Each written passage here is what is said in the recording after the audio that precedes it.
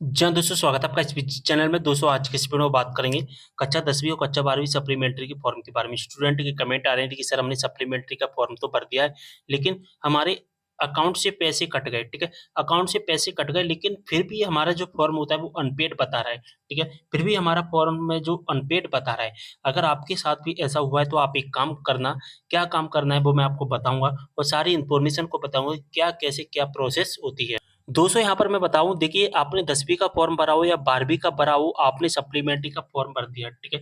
Supplementary का form भर दिया, पेमेंट वाले ऑप्शन पर क्लिक किया था, पेमेंट किया आपने यूपीआई या वॉलेट जिसके माध्यम से पेमेंट किया होगा, ठीक है? हमारा पेमेंट भी हो गया, ठीक है? हमारा पेमेंट भी होगा, लेकिन जब पेमेंट होने के बाद में हम रीडायरेक्ट करते हैं, हम क्या करते हैं रीडायरेक्ट करते हैं और रीडायरेक्ट कहाँ पर करते हैं? एमपीबीएससी की वेबसाइट पर यानी कि सप्लीमेंट्री वाले फॉर्म पर जब हम रीडायरेक्ट करते हैं, तो होता क्या है कि जहाँ से हमारा पेमेंट होता है, जहाँ से हमारा पेमेंट होता है, ठीक है? और पेमेंट होने के बाद रीडायरेक्ट करते हैं, तो बीच में क्या होता है ना, बीच में सर्वर चला जाता है। बीच में सर्वर जाने की वजह से होता क्या है कि यहाँ पर पेमेंट तो कट जाता है। आपका यहाँ से पेमेंट कट गया, लेकिन पेमेंट कटने के बाद में जो आपका जो रीडायरेक्ट होता है पेज, एमपीबीएससी पर आपका पेमेंट नहीं जा पाता है, ठीक है? आपका यहाँ से तो पेमेंट कट गया, पे सर्वर में एरर आ गया, सर्वर में एरर आने की वजह से यहाँ से आपका जो पेमेंट है एमपीबीएससी की वेबसाइट पर नहीं जा पाया और जब बाद में आप रीडायरेक्ट करते हैं थोड़ी 2, 4, 5 सेकंड के बाद में, वहाँ पर आपके सामने कुछ एरर आ जाता है या एरर आने के बाद में वहाँ पर शो हो जाता है कि payment has not been done 200। तो एक केस होता है ऐसा, मतलब यहाँ पर सर्वर जाने की वजह से, बीच में सर्वर जाने की वजह से आपका पेमेंट लटक जाता है। अब यहाँ पर 2 कंडीशन हो सकती है, ठीक है? 2 कंडीशन हो सकती हैं। क्या कंडीशन होंगी? या तो आपका पेमेंट सक्सेस हो जाएगा, या तो आपका पेमेंट सक्सेस हो जाएगा या आपका पेमेंट फेल्ड हो जाएगा, ठीक है? 2 कंडीशन बनेंगी, या तो ये सक्सेस हो जाएगा या फेल्ड हो जाएगा। अब सक्सेस कब होगा, फेल कब होगा? तो जब आपने पेमेंट किया है, जब आपने पेमेंट किया उससे 1 से 2 दिन का आपको इंतज़ार करना पड़ता है। 1 से 2 दिन का इंतज़ार करना पड़ता है। अगर आपका फॉर्म सक्सेस हो जाता है, अच्छी बात है, कोई दिक्कत नहीं है। लेकिन जब आपका पेमेंट फेल हो जाता है, तो जो आपका पेमेंट हुआ है, ठीक है? जो आपका पेमेंट हुआ है, वो पेमेंट आपके जो अकाउंट में, जिस अकाउंट से ट्रांसफ़र हुआ था, उस अकाउंट में ट्रांसफ़र कर दिया जाएगा, ठीक है? और फिर से आप अपना फॉर्म है जो कि दोबारा से आप अप्लाई कर सकते हैं। 2 कंडीशन यहाँ पर बन रही है, ठीक है?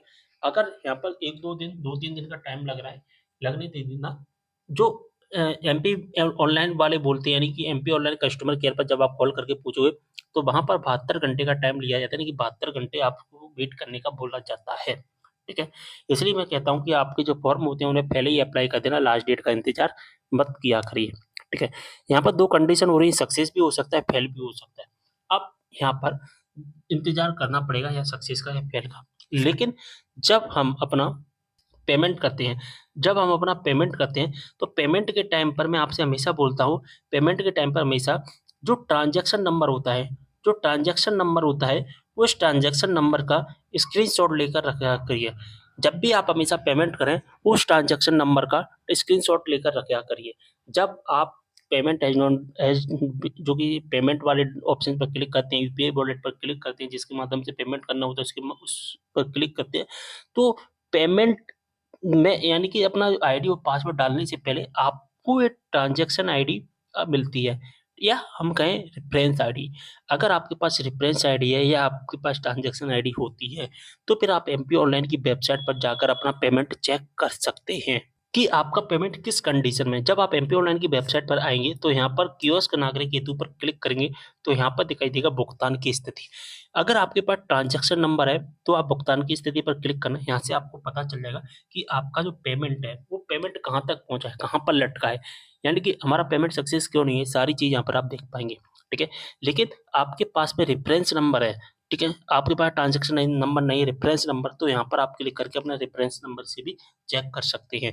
जब आप इन पर क्लिक करेंगे, तो जो भी रेफ़रेंस नंबर वाले स्टूडेंट हैं, जिन पर रेफ़रेंस नंबर, तो इस तरह का रेफ़रेंस नंबर होता है, क्लिक करना, कैप्चा कोड डालना, वेरीफाई पर क्लिक कर देना, आपकी सामने आपकी पूरी हिस्ट्री आ जाएगी। और अगर आपके पास ट्रांज़ैक्शन नंबर है, तो यहाँ पर क्लिक कर देना, आपके सामने भी पूरी हिस्ट्री आ जाएगी। तो कोई भी पेमेंट हो आपका, ऐसा नहीं है कि आप मैं सप्लीमेंट्री फॉर्म का बोल रहा हूँ या मैं आपको यूनिवर्सिटी फॉर्म का बोल रहा हूँ। एमपी का कोई भी फॉर्म होता है जो एमपी ऑनलाइन से सबमिट होता है, अगर आपके केस में अगर ऐसा हो जाता है, तो फिर आप ये पूरी जो प्रोसेस है वो अप्लाई करके देख सकते हैं, जो कि मैंने अभी आपको बताई है, ठीक है? तो आपके केस में क्या हुआ है, आपका फेल हुआ है या सक्सेस हुआ है, कितना टाइम हो गया पेमेंट किए हुए, कमेंट करके ज़रूर बताना। चलिए वीडियो को यहीं पर करते हैं समाप्त, मिलते हैं अगली वीडियो में एक और जानकारी के साथ, तब तक के लिए बाय।